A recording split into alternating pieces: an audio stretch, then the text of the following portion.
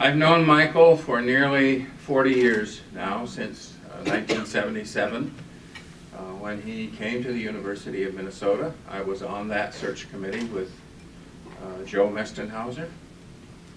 And it was quite clear from the very outset that we had landed a diamond. He was not only extremely knowledgeable and talented in the field, but he was very, very active in the field. And from the day he arrived on campus until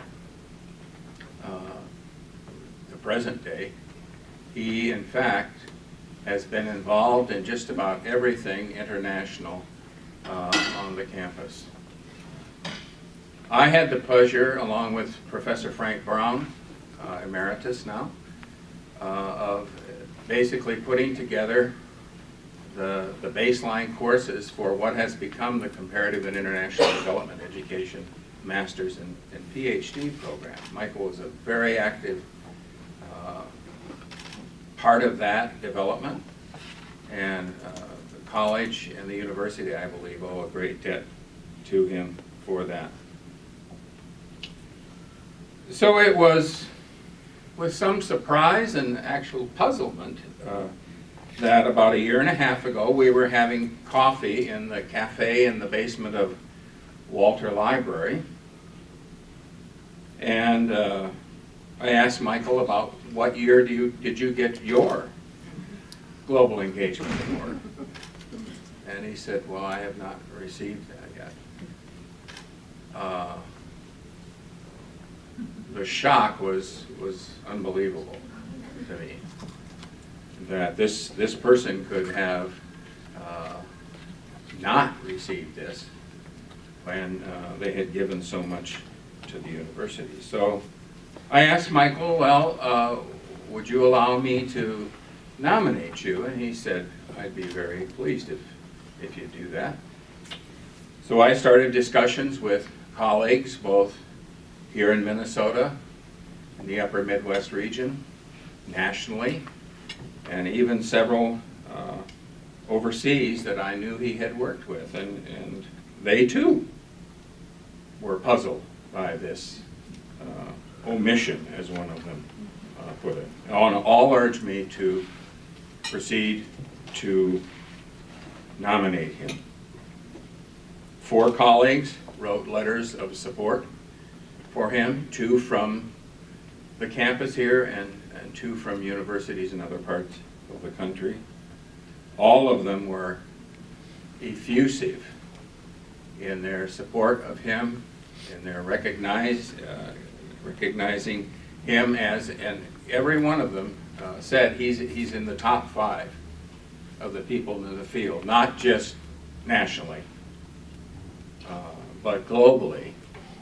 And 2 of them said, there's no one better than Michael Paige in what he has done for the intercultural and cross-cultural field. He's worked in all levels of education, higher education, professional associations, K-12, public school education, helping teachers and faculties and the curriculum that they teach to be more diverse and more intercultural, multicultural in its being, as well as efforts with business and corporate sectors. He's done it all. I don't know how he found the time to do all of this, because he never shirked his duties at the university. He was always there when you needed him. He was an award-winning teacher, as well as a prolific writer and research scholar. He had, as has already been mentioned, and is in your little pamphlet, he's had a significant impact upon the study abroad, learning abroad area at this university. His publication, Maximizing Study Abroad, is more than a publication. It's a process whereby people go through a pre-departure learning experience, and then when they come back from that overseas experience, they go through a debriefing. He's also a keen researcher.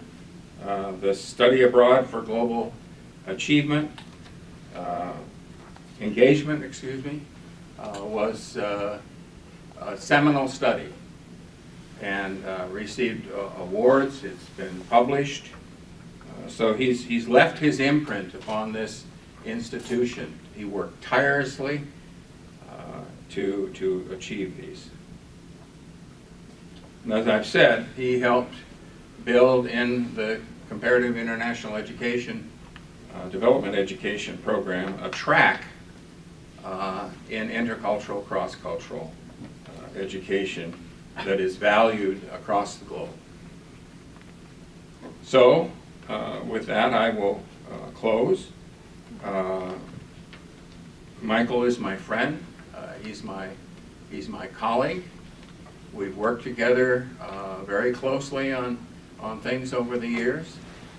But this university would be, in terms of its internationalization, it would be a different place today if we had not picked off that diamond from Stanford in the first place. Now, how can you go to Stanford and not be a diamond? Anyway, yeah, Jerry laughs.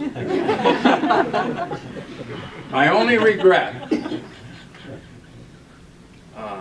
and this was alluded to in the first presentation, very proud to be Ann's mentor too.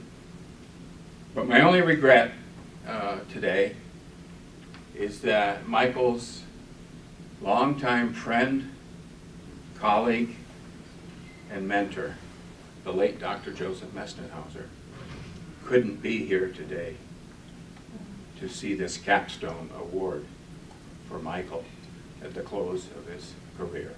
But I know somewhere there is Joe with a huge smile on his face. So Michael, thanks for all the